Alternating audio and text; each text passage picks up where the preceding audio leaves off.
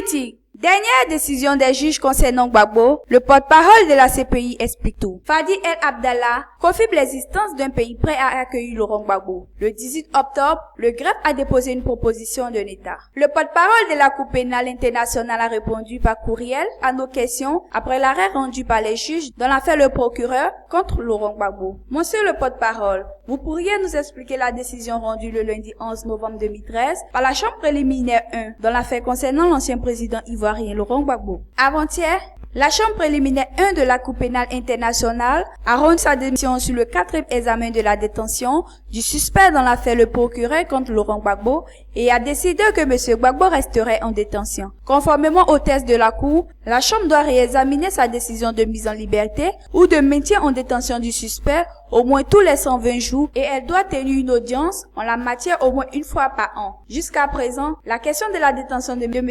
Gbagbo a été examiné à 4 reprises par la Chambre qui avait décidé que M. Gbagbo resterait en détention. Les juges ont ordonné au greffe et à la défense de soumettre d'ici le 2 décembre 2013 un rapport sur ce qui a été fait jusqu'à présent pour traiter les problèmes de santé de Laurent Gbagbo pour l'examen éventuel d'une mise en liberté provisoire sur condition.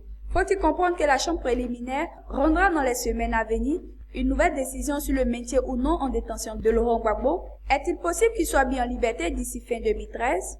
La Chambre doit de toute façon réexaminer sa décision de mise en liberté ou de maintien en détention du suspect, au moins tous les 120 jours. Concernant la mise en liberté provisoire sous condition, la Chambre a estimé que les besoins de santé du suspect pourraient avoir un impact significatif sur les conditions possibles de la mise en liberté, et donc il convenait de reporter l'examen de cette demande jusqu'à ce qu'elle reçoive toutes les informations nécessaires sur l'état de santé de M. Gbagbo. Par conséquent, la Chambre a ordonné au greffe et à la défense de soumettre d'ici le 2 décembre 2013 un rapport sur ce qui a été fait jusqu'à présent concernant sa santé. Une fois ce processus terminé, la Chambre examinera en temps voulu la possibilité d'accorder éventuellement une mise en liberté provisoire sous condition en fonction de la situation de la santé de M. Gbagbo. À ce jour, des pays se sont-ils portés volontaires pour accueillir le suspect? S'agit-il de pays africains ou non? Le 17 octobre 2013, le greffe a déposé dans le dossier de l'affaire une proposition d'un État, dont le nom est confidentiel à ce stade, d'accueillir M. Gbagbo